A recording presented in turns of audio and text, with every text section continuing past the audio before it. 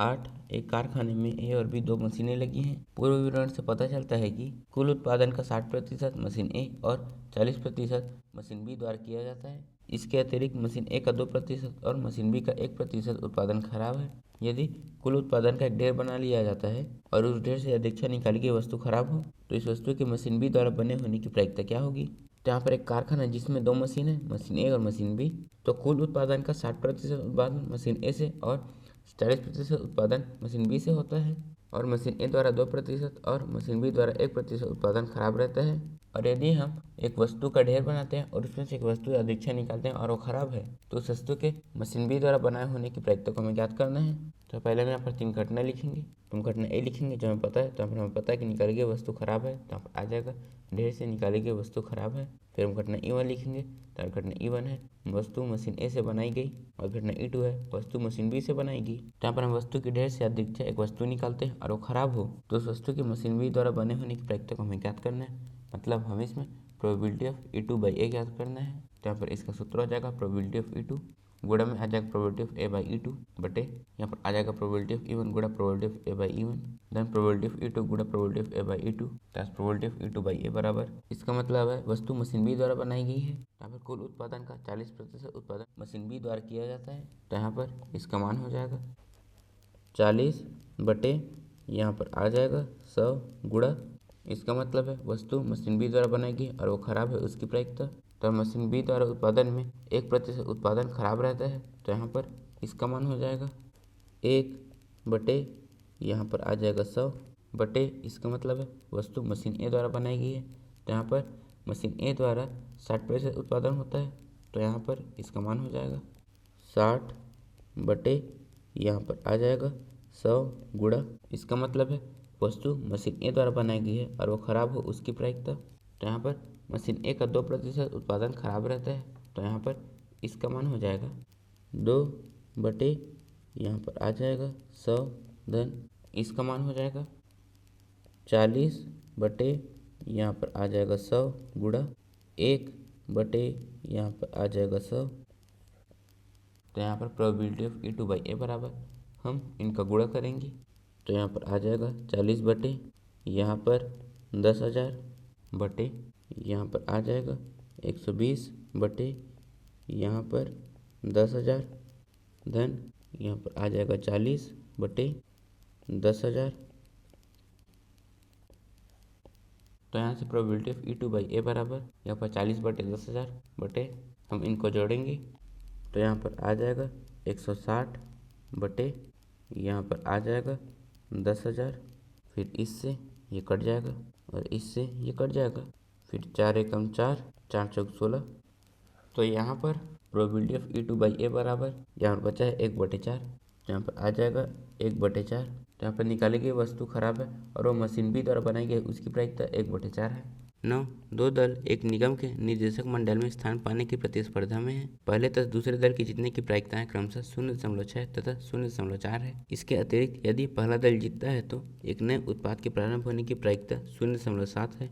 यदि दूसरा दल जीतता है तो इस बात की संगत प्रायिकता 0.3 है। इसकी प्रायिकता ज्ञात कीजिए कि नया उत्पादन दूसरे दल द्वारा प्रारंभ किया गया था। तो यहाँ पर एक चुनाव हो रहा है जिसमें 2 दल हैं। तो यहाँ पर पहले दल की जीतने की प्रायिकता 0.6 और दूसरे दल की जीतने की प्रायिकता 0.4 है। और यदि पहला दल जीतता है तो एक नए उत्पाद प्रारंभ करने की प्रायिकता 0.7 है और यदि दूसरा दल जीतता है तो नए उत्पाद प्रारंभ करने की प्रायिकता 0.3 है। तो हम इसमें एक नया उत्पादन प्रारंभ हुआ है और इसे दूसरे दल द्वारा किए गए उसकी प्रायिकता को ज्ञात करना है। तो पहले हम 3 घटनाएं लिखेंगे और यहाँ पर घटना ए है जो हमें पता है और यहाँ पर हमें पता है कि एक नया उत्पाद प्रारंभ हुआ है। तो यहाँ पर ए हो जाएगा नए उत्पाद प्रारंभ हुए, फिर घटना E1 हो जाएगा पहला दल जीतता है और घटना E2 दूसरा दल जीतता है। तो हम इसमें नया उत्पादन प्रारंभ हुआ और उसे दूसरे दल द्वारा किए गए उसकी प्रायिकता ज्ञात करना है। मतलब हमें इसमें प्रोबेबिलिटी ऑफ E2/A ज्ञात करना है। तो यहाँ पर इसका सूत्र हो जाएगा प्रोबेबिलिटी ऑफ E2 गुणा प्रोबेबिलिटी ऑफ A/E2 बटे तो यहाँ पर आ जाएगा प्रोबेबिलिटी ऑफ E1 गुणा probability of A/E1 then probability of E2 गुणा प्रोबेबिलिटी ऑफ A/E2 फिर यहाँ पर प्रोबेबिलिटी ऑफ E2/A बराबर। इसका मतलब है दूसरा दल जीतता है तो यहाँ पर दूसरे दल की जीतने की प्रायिकता 0.4 है। तो हम इसे लिख सकते हैं 4/10 गुणा, यहाँ पर इसका मतलब है कि दूसरा दल जीतता है और एक नया उत्पाद प्रारंभ करता है उसकी प्रायिकता। तो यहाँ पर दूसरा दल जीतता है तो एक नया उत्पाद प्रारंभ होने की प्रायिकता 0.3 है। तो हम इसे लिख सकते हैं 3 बटे यहाँ पर 10 बटे इसका मतलब है कि पहला दल जीतता है। तो यहाँ पर पहले दल की जीतने की प्रायिकता 0.6 है, तो हम इसे लिख सकते हैं 6/10 गुणा, इसका मतलब है पहला दल जीतता है और एक नया उत्पाद प्रारंभ करता है उसकी प्रायिकता। तो यहाँ पहले दल के जीतने पर नए उत्पाद के प्रारंभ होने की प्रायिकता 0.7 है। तो यहाँ पर ये हो जाएगा 7 यहाँ पर आ जाएगा 10 धन, इसका मान हो जाएगा 4 यहाँ पर आ जाएगा 10 गुणा 3 यहाँ पर आ जाएगा 10। तो यहाँ से प्रोबेबिलिटी ऑफ E2/A बराबर हम इन सभी का गुणा करेंगे। तो यहाँ पर आ जाएगा 12 यहाँ पर 100 तो यहाँ पर आ जाएगा 42/100 धन 12/100, और हम इसे लिख सकते हैं 42 धन 12/100। फिर हम इनको जोड़ेंगे तो यहाँ पर आ जाएगा 54 यहाँ पर 100।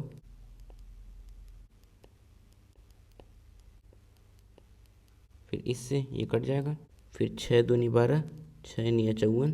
तो प्रोबेबिलिटी ऑफ E2/A का मान आ जाएगा 2/9। तो यहाँ पर एक नया उत्पाद प्रारंभ हुआ है और इसे दल 2 द्वारा किया गया, उसकी प्रायिकता 2/9 है। 10 मान लीजिए कि कोई लड़की एक पासा उछालती है। यदि उसे 5 या 6 की संख्या प्राप्त होती है तो वह एक सिक्के को 3 बार उछालती है और चीतों की संख्या नोट करती है। यदि उसे 1, 2, 3 या 4 की संख्या प्राप्त होती है तो वह एक सिक्के को 1 बार उछालती है और ये नोट करती है कि उस पर चीत या पड़ प्राप्त हुआ। यदि उसे ठीक 1 चीत प्राप्त होता है तो उसके द्वारा उछाले गए पासे पर 1, 2, 3 या 4 प्राप्त होने की प्रायिकता क्या है। तो यहाँ पर एक लड़की पासा उछालती है और यहाँ पर 2 संभावनाएं हैं, या तो 1, 2, 3 या 4 आ सकता है या फिर 5 या 6। यदि ये लड़की पासा उछालती है और उसमें 1, 2, 3 या 4 आता है तो सिक्के को 1 बार उछालती है, और यदि पासे पर 5 या 6 आता है तो एक सिक्के को 3 बार उछालती है। यदि सिक्के को 1 बार उछालती है तो 2 संभावनाएं हैं, या तो हेड आ सकता है या फिर टेल, और यदि वो एक सिक्के को 3 बार उछालती है तो 8 संभावनाएं हैं। तो यहाँ पर हम 3 घटनाएं लिखेंगे और घटना ए है जो हमें ज्ञात है, तो हमें पता है कि उसे ठीक 1 चीत प्राप्त होता है। तो यहाँ पर ए आ जाएगा ठीक 1 चीत प्राप्त हुआ, और घटना E1 है पासे पर 1, 2, 3 या 4 प्राप्त हुआ, और घटना E2 है पासे पर 5 या 6 प्राप्त हुआ। यदि उसे ठीक 1 चीत प्राप्त होता है तो उसके द्वारा उछाले के पासे पर 1, 2, 3 या 4 प्राप्त होने की प्रायिकता को हमें ज्ञात करना है, मतलब हमें इसे प्रोबेबिलिटी ऑफ E1/A ज्ञात करना है। तो फिर इसका मतलब है कि उसे ठीक 1 चीज प्राप्त हुआ है और उछाले के पासे पर 1, 2, 3 या 4 आया है। तो फिर इसका सूत्र हो जाएगा प्रोबेबिलिटी ऑफ E1 गुणा में प्रोबेबिलिटी ऑफ A/E1 बटे यहाँ पर आ जाएगा प्रोबेबिलिटी ऑफ E1 गुणा probability of A/E1 then probability of E2 गुणा probability of A/E2 then probability of E1/A बराबर। तो पहले हम इसे ज्ञात करेंगे। तो फिर इसका मतलब है कि पासे पर 1, 2, 3 या 4 प्राप्त हुआ, तो पासे में कुल 6 संख्या होते हैं और हमें इसमें 1, 2, 3 या 4 प्राप्त हुआ उसकी प्रायिकता ज्ञात करना है। तो अनुकूल परिणाम 4 और कुल परिणाम 6 है, फिर 2 दूनी 4, 2 तिया 6। तो यहाँ पर आ जाएगा 2/3 गुणा, इसका मतलब है कि पासे पर 1, 2, 3 या 4 प्राप्त हुआ है तो ठीक 1 चीज प्राप्त होने की प्रायिकता। तो यदि लड़की पासा उछालती है और उसे 1, 2, 3 या 4 प्राप्त होता है तो सिक्के को 1 बार उछालेगी, और यदि सिक्के को 1 बार उछालती है तो या तो हेड आ सकता है या फिर टेल आ सकता है, मतलब जीत आने की प्रायिकता 1/2 है बटे इसका मान हो जाएगा 2/3 गुणा 1/2 धन, इसका मतलब है पासे पर 5 या 6 प्राप्त हुआ। तो यहाँ पर अनुकूल परिणाम 2 है बटे कुल परिणाम 6 है, फिर 2 एकम 2, 2 तिया 6। तो यहाँ पर आ जाएगा 1/3 गुणा, इसका मतलब है पासे पर 5 या 6 प्राप्त हुआ है तो ठीक 1 चीज प्राप्त होने की प्रायिकता, और चीज का मतलब होता है हेड। तो यदि पासे पर 5 या 6 प्राप्त होता है तो एक सिक्के को 3 बार उछालती है, तो कुल 8 संभावनाएं हैं। मतलब यदि हम एक सिक्के को 3 बार उछालेंगे तो उसका प्रतिशत समष्टि कुछ ऐसा होगा। तो यहाँ पर केवल इसमें और इसमें और इसमें ठीक 1 बार चीत आ रहा है। तो यहाँ पर 8 में से कुल 3 संभावना ऐसे है जिसमें ठीक 1 बार चीत आ रहा है। तो यहाँ पर इसका मान हो जाएगा 3/8। तो प्रोबेबिलिटी ऑफ E1/A बराबर हम इनका गुणा करेंगे। तो यहाँ पर आ जाएगा 2/6 बटे यहाँ पर आ जाएगा 2/6 धन यहाँ पर आ जाएगा 3/24।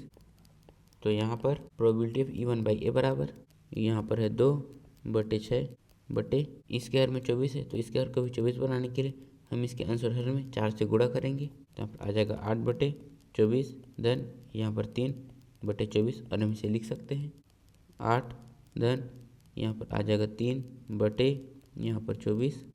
तो यहाँ पर प्रोबेबिलिटी ऑफ E1/A बराबर हम 8 में 3 जोड़ेंगे तो यहाँ पर आ जाएगा 11, फिर हम 11/24 को ऊपर ले जाएंगे तो ये पलट जाएगा।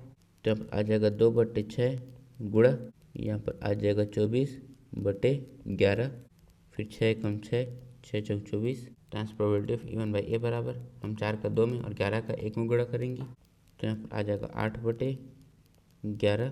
तो यदि हमें ठीक एक चीज़ प्राप्त हुआ है तो पासे पर 1, 2, 3 या 4 प्राप्त होने की प्रायिकता 8/11 है। 11, एक व्यावसायिक निर्माता के पास ए, बी तथा सी मशीन ऑपरेटर है। प्रथम ऑपरेटर ए 1% खराब सामग्री उत्पादित करता है तथा ऑपरेटर बी और सी क्रमशः 5% और 7% खराब सामग्री उत्पादित करता है। कार्य पर ए कुल समय का 50% लगाता है, बी कुल समय का 30% तथा सी कुल समय का 20% लगाता है। यदि एक खराब सामग्री उत्पादित है तो इसे ए द्वारा उत्पादित किए जाने की प्रायिकता क्या है। तो यहाँ पर एक व्यावसायिक निर्माता के पास 3 मशीन ऑपरेटर हैं, ए, बी तथा सी। तो यहाँ पर प्रथम ऑपरेटर 1% खराब सामग्री उत्पादित करता है, मतलब ए जिस मशीन को ऑपरेट करता है उसमें से 1% खराब सामग्री उत्पादित होता है। बी जिस मशीन को ऑपरेट करता है उसमें से 5% तथा सी जिस मशीन को ऑपरेट करता है उसमें से 7% खराब सामग्री उत्पादित होता है। और कार्य पर ए कुल समय का 50%, बी कुल समय का 30% तथा सी कुल समय का 20% लगाता है। तो यदि एक खराब सामग्री उत्पादित होती है तो उसे ए द्वारा उत्पादित किए जाने की प्रायिकता को हमें ज्ञात करना है। तो पहले हम यहाँ पर 4 घटनाएं लिखेंगे। तो घटना ए है जो हमें पता है, तो हमें पता है कि एक खराब सामग्री उत्पादित हुई है, यहाँ पर आ जाएगा खराब सामग्री उत्पादित होता है। तो यहाँ पर घटना E1 है, कार्य पर ऑपरेटर ए है। घटना E2 है, कार्य पर ऑपरेटर बी है। घटना E3 है, कार्य पर ऑपरेटर सी है। तो यदि एक खराब सामग्री उत्पादित होती है तो इसे ए द्वारा उत्पादित किए जाने की प्रायिकता को हमें ज्ञात करना है, मतलब हम इसमें प्रोबेबिलिटी ऑफ E1 बाई ए ज्ञात करना है। तो यहाँ पर इसका मतलब है कि एक खराब सामग्री उत्पादित हुई है और उसे ए द्वारा उत्पादित किए गए है उसकी प्रायिकता। यहाँ पर इसका सूत्र हो जाएगा प्रोबेबिलिटी ऑफ E1 गुणा probability of A by E1 बटे प्रोबेबिलिटी ऑफ E1 गुणा probability of A by E1 धन प्रोबेबिलिटी ऑफ E2 गुणा probability of A by E2 धन प्रोबेबिलिटी ऑफ E3 गुणा probability of A by E3। तो यहाँ से probability of E1 by a बराबर, इसका मतलब है कार्य पर ऑपरेटर ए है, तो यहाँ पर कार्य पर ए कुल समय का 50% लगाता है, तो हम इसे लिख सकते हैं 50 बटे यहाँ पर आ जाएगा 100 गुणा, इसका मतलब है कार्य पर ऑपरेटर ए है और एक खराब सामग्री उत्पादित हुई है, तो हम प्रथम ऑपरेटर ए 1% खराब सामग्री उत्पादित करता है, तो हम 1% को लिख सकते हैं 1 बटे यहाँ पर आ जाएगा 100 बटे इसका मान हो जाएगा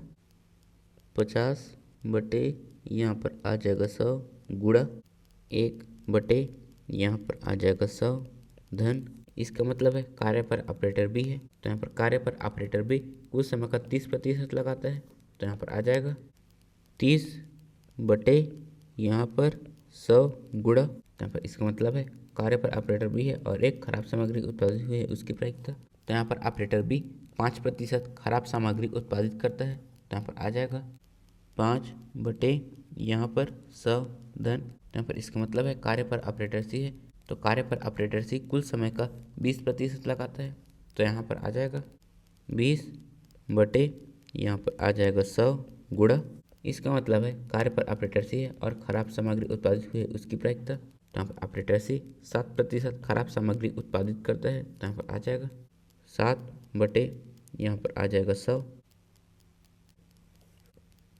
तो यहाँ पर probability of E1 by a बराबर, हम इसका गुणा करेंगे, तो यहाँ पर आ जाएगा 50 बटे यहाँ पर आ जाएगा 10,000 बटे, हम इनका गुणा करेंगे, तो यहाँ पर आ जाएगा 50 बटे 10,000 धन 150 बटे 10,000 धन 140 बटे यहाँ पर आ जाएगा 10,000, फिर हम इनको जोड़ेंगे, तो यहाँ पर आ जाएगा 340 बटे यहाँ पर 10,000, फिर इससे ये कट जाएगा और इससे ये कट जाएगा, तो यहाँ पर प्रोबेबिलिटी ऑफ E1 बाई ए का मान आया है 5/34, मतलब खराब सामग्री उत्पादित है और इसे ऑपरेटर ए द्वारा उत्पादित किए गए उसकी प्रायिकता 5/34 है। 12 52 तासों की गड्डी से एक पत्ता खो जाता है, शेष पत्तों से 2 पत्ते निकाले जाते हैं जो कि ईंट के पत्ते हैं। खो गए पत्ते की ईंट के होने की प्रायिकता क्या है। तो यहाँ पर एक ताश की गड्डी है जिसमें 52 पत्ते हैं और इसमें से एक पत्ता खो जाता है, इसका मतलब है कि अब ताश की गड्डी में कुल 51 पत्ते हैं, तो हम 51 पत्तों में से 2 पत्ते निकालते हैं जो कि ईंट के हैं, तो एक पत्ता जो खो चुका है उसके ईंट के होने की प्रायिकता को हमें ज्ञात करना है। तो पहले हम 3 घटनाएं लिखेंगे, और यहाँ पर घटना ए है जो हमें पता है, तो हमें पता है कि शेष 51 पत्तों से 2 पत्ते निकाले गए जो कि ईंट के हैं। और यहाँ पर घटना E1 है जो हमें ज्ञात करना है, मतलब यहाँ पर E1 है खोया हुआ एक पत्ता ईंट का है और E2 है खोया हुआ एक पत्ता ईंट का नहीं है। तो यहाँ पर हमें पता है कि शेष 51 पत्तों से 2 पत्ते निकाले गए जो कि ईंट के हैं, तो खोया हुआ एक पत्ता ईंट का है उसकी प्रायिकता को हमें ज्ञात करना है, मतलब हमें इसमें प्रोबेबिलिटी ऑफ E1 बाई ए ज्ञात करना है। तो फिर इसका मतलब है कि 51 पत्तों में से निकाले गए 2 पत्ते ईंट के हैं तो खोया हुआ पत्ता भी ईंट का है, उसकी प्रायिकता। या फिर इसका सूत्र हो जाएगा प्रोबेबिलिटी ऑफ E1 गुणा probability of A by E1 बटे प्रोबेबिलिटी ऑफ E1 गुणा probability of A by E1 धन प्रोबेबिलिटी ऑफ E2 गुणा probability of A by E2। यहाँ से probability of E1 by a बराबर हम पहले इसका मान ज्ञात करेंगे। तो हम प्रोबेबिलिटी ऑफ E1 बराबर, तो यहाँ पर E1 है खोया हुआ एक पत्ता ईंट का है, तो ताश की गड्डी में कुल 52 पत्ते होते हैं जिसमें से 13 पत्ते ईंट के होते हैं, तो खोया हुआ एक पत्ता ईंट का है, उसकी प्रायिकता 13 बटे 52। तो यहाँ पर 13 एकम 13, 13 चौक 52, तो यहाँ से बराबर में आ जाएगा 1/4। तो अब हम प्रोबेबिलिटी ऑफ E2 ज्ञात करेंगे। तो यहाँ पर E2 है खोया हुआ एक पत्ता ईंट का नहीं है, तो यहाँ पर खोया हुआ एक पत्ता ईंट का है, उसकी प्रायिकता 1/4 है। तो खोया हुआ एक पत्ता ईंट का नहीं है, उसकी प्रायिकता 1-1/4। तो यहाँ से बराबर में आ जाएगा 3/4। तो अब हम probability of A by E1 और probability of A by E2 ज्ञात करेंगे। तो यहाँ पर इसका मतलब है कि खोया हुआ एक पत्ता ईंट का है तो निकाले गए 2 पत्ते भी ईंट के हैं, उसकी प्रायिकता। तो यहाँ पर एक ईंट का पत्ता खो चुका है, मतलब यहाँ पर ताश की गड्डी में कुल 51 पत्ते हैं जिसमें से 12 ईंट के पत्ते हैं, तो इसमें से पहला पत्ता निकालेंगे जो कि ईंट का है, उसकी प्रायिकता वो हो जाएगा 12/51। और यहाँ पर ताश की गड्डी में कुल 51 पत्ते थे जिसमें से 12 ईंट के पत्ते थे, तो हमने इसमें से एक पत्ता निकाल लिया, तो अब इसमें कुल 50 पत्ते बचे जिसमें से 11 पत्ते ईंट के हैं। तो यहाँ पर अब हमारे पास कुल 50 पत्ते हैं जिसमें से 11 पत्ते ईंट के हैं, तो अब हम इसमें से एक और पत्ता ईंट का निकालेंगे, तो उसकी प्रायिकता 11/50 है। तो हम इसे ज्ञात करेंगे। तो फिर इसका मतलब है कि खोया हुआ एक पत्ता ईंट का नहीं है और शेष निकाले गए 2 पत्ते ईंट के हैं, उसकी प्रायिकता। मतलब यहाँ पर एक पत्ता खो चुका है लेकिन वो ईंट का नहीं है, मतलब यहाँ पर कुल 51 पत्ते हैं जिसमें 13 ईंट के पत्ते हैं, तो इसमें से पहला पत्ता निकालेंगे जो ईंट का हो, उसकी प्रायिकता 13/51। और यहाँ पर कुल 50 पत्ते हैं जिसमें से 12 पत्ते ईंट के हैं, तो हम इसमें से एक और ईंट का पत्ता निकालेंगे, तो उसकी प्रायिकता 12/50। तो अब हम इसमें इन सभी के मान को रखेंगे। तो यहाँ पर इसका मान है 1/4, तो यहाँ पर आ जाएगा 1/4 गुणा इसका मान है 12/51 गुणा 11/50 बटे इसका मान हो जाएगा 1/4 गुणा यहाँ पर आ जाएगा 12/51 गुणा, फिर यहाँ पर आ जाएगा 11/50 धन इसका मान है 3/4 गुणा इसका मान है 13/51 गुणा 12 बटे यहाँ पर आ जाएगा 50, फिर 4 एकम 4, 4 तिया 12, फिर यहाँ पर 4 एकम 4, 4 तिया 12, फिर 4 एकम 4, 4 तिया 12। तो यहाँ से probability of E1 by a बराबर, पहले हम 11 का 3 में गुणा करेंगे, तो यहाँ पर आ जाएगा 33, फिर 33 का 1 में गुणा, तो यहाँ पर आ जाएगा 33 बटे यहाँ पर आ जाएगा 51 गुणा यहाँ पर आ जाएगा 50 बटे इनका और इनका गुणा करेंगे, तो यहाँ पर आ जाएगा 33/51 गुणा 50 धन यहाँ पर आ जाएगा 117/51 गुणा 50, और हम इसे लिख सकते हैं 33 धन यहाँ पर आ जाएगा 117 बटे यहाँ पर आ जाएगा 51 गुणा यहाँ पर 50।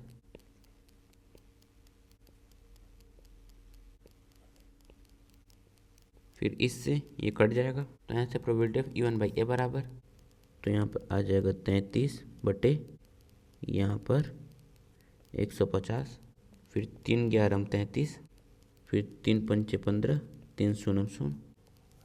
तो यहाँ पर probability of E1 by a बराबर आया है 11 बटे यहाँ पर 50। तो शेष 51 पत्तों में से 2 ईंट के पत्ते निकाले गए, तो खोया हुआ एक पत्ता ईंट का है, उसकी प्रायिकता 11/50 है। 13 ए द्वारा सत्य बोलने की प्रायिकता 4/5 है। एक सिक्का उछाला जाता है तथा ए बताता है कि चित्त प्रदर्शित हुआ। वास्तविक रूप में चित्त प्रकट होने की प्रायिकता है ए 4/5, बी 1/2, सी 1/5, डी 2/5। यहाँ पर ए जिसके सत्य बोलने की प्रायिकता 4/5 है, मतलब वो 5 में से 4 बार सत्य बोलता है। यहाँ पर ए एक सिक्का उछालता है और वो बताता है कि उसमें चित्र आया है, तो वास्तविक रूप से उस सिक्के पर चित्र प्रकट हो उसकी प्रायिकता को हमें ज्ञात करना है। तो पहले हम यहाँ पर 3 घटना लिखेंगे और यहाँ पर घटना ए है जो हमें पता है, तो यहाँ पर ए ने बताया तो हमें पता चला कि सिक्के पर चित्र प्रदर्शित हुआ है, तो यहाँ पर हम लिखेंगे ए ने बताया कि चित्र प्रदर्शित हुआ है। तो यहाँ पर घटना E1 है, सिक्के पर चित्र प्रकट हुआ है, और घटना E2 है, सिक्के पर चित्र प्रकट नहीं हुआ। तो यहाँ पर ए ने बताया कि चित्र प्रदर्शित हुआ है, तो वास्तविक रूप से चित्र प्रकट होने की प्रायिकता को हमें ज्ञात करना है, मतलब हमें सिर्फ प्रोबेबिलिटी ऑफ E1/A ज्ञात करना है। तो फिर इसका मतलब है कि ए ने बताया कि सिक्के पर चित्र प्रकट हुआ है, तो वास्तव में चित्र प्रकट होने की प्रायिकता, तो फिर इसका सूत्र हो जाएगा प्रोबेबिलिटी ऑफ E1 गुणा प्रोबेबिलिटी ऑफ A/E1 बटे यहाँ पर आ जाएगा प्रोबेबिलिटी ऑफ E1 गुणा probability of A/E1 then probability of E2 गुणा प्रोबेबिलिटी ऑफ A/E2 दस प्रोबेबिलिटी ऑफ E1/A बराबर।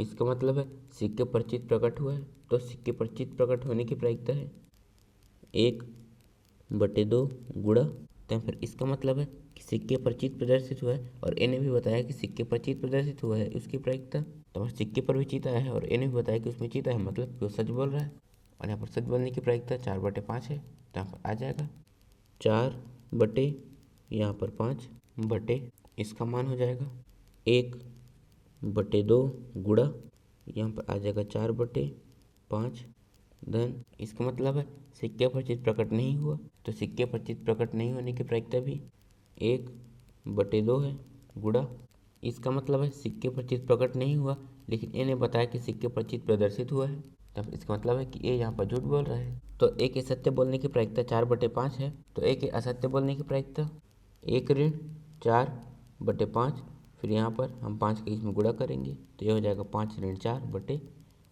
यहाँ पर आ जाएगा 1/5, तो हम यहाँ पर लिखेंगे 1/5।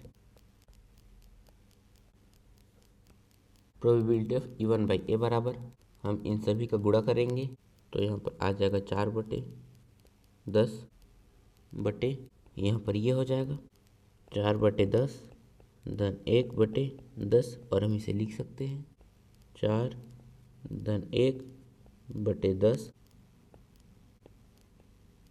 फिर इससे ये कट जाएगा, तो यहाँ पर प्रोबेबिलिटी ऑफ E1/A बराबर, हम इनको जोड़ेंगे, तो यहाँ पर आ जाएगा 4/, यहाँ पर 5, तो यहाँ पर इसका मतलब है कि ए ने बताया कि सिक्के पर चित्र प्रकट हुआ है, और वास्तविक रूप से सिक्के पर चित्र प्रकट होने की प्रायिकता 4/5 है, तो यहाँ पर हमारा सही उत्तर है ए।